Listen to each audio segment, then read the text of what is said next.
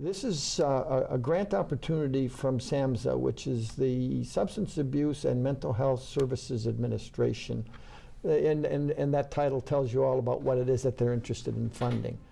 I got a call from the department chair of family medicine at Baylor Medical College, who happened to be the department chair that I helped recruit to Meharry Medical College in the last few years in Nashville. And last year, he takes the department chair job at Baylor.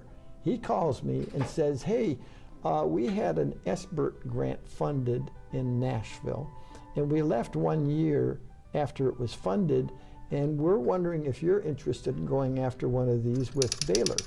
Baylor cannot go after one of these because we've already had a 3-year SBIRT grant.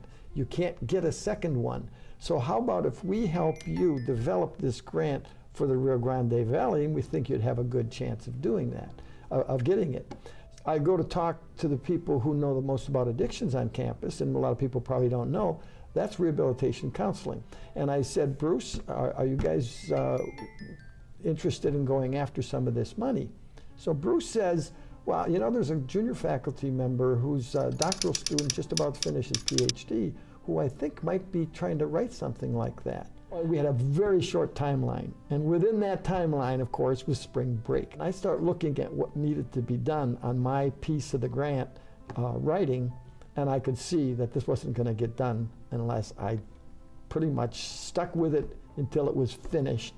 I spent almost all of that time in the hotel room writing this thing. We sent it in, and it got funded, and it was $945,000 for a 3-year grant, supporting several people who now are giving some really important training to our students, and we're giving it to them even at an undergraduate level. Somebody said when I was describing this to them, they said, oh, well, that kind of fell in your lap. And I, you know, because I wouldn't have known it if my Baylor colleague and old friend from Nashville hadn't brought it up. And I said, no, look, the important lesson here is, who do you know? What relationships do you build in a career that make those things possible? We had a working relationship in Nashville. He trusted me. And now here's another lesson for grant writers. There's always this, oh, we got it, you know, we've got ourselves $1 million grant. And then you go, oh my God, now we got to do this thing. When you get a federal grant, there's a thing called deliverables. If you don't deliver them, it could be embarrassing for you, but when your embarrassment becomes an institutional embarrassment, this is a burden that I take very, very seriously. The federal government keeps notes, and when you get money and you don't deliver, they will remember that. We estimated 500 trainees by the end of the grant, and just before it went out, I looked at that and I thought, whoa, wait a minute, we didn't mean 500. So we got to change that to 300. So I said to the feds, you know what? We really wanted to project, and we changed that 500 to 300 at the last minute. They pretty much said, well, you know, when we publish those deliverable numbers, they kind of go out to the public. And so, long story short, we couldn't change them.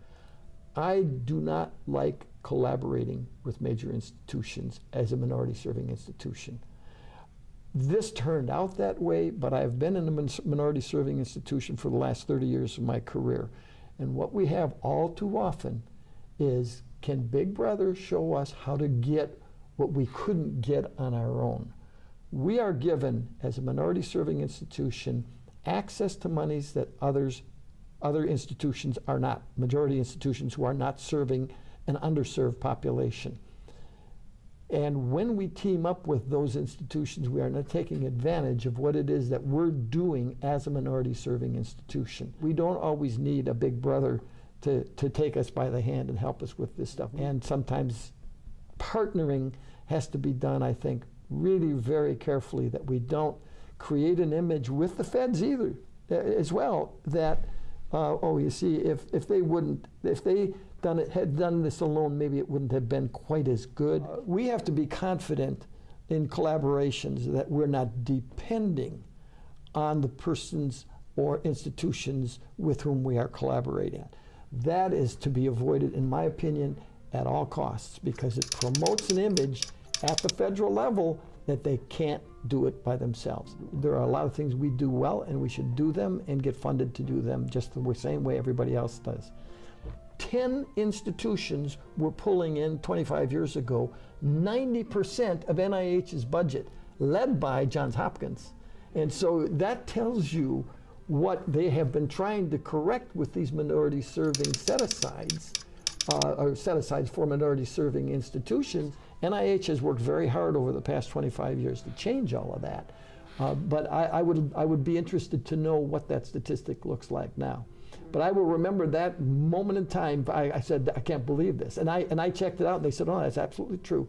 They gave me a list of the 5 or 6 of them. And I know Johns Hopkins was in it. I think Columbia was in it. Vanderbilt was in it. 10 institutions, 90% of a multi-billion-dollar budget.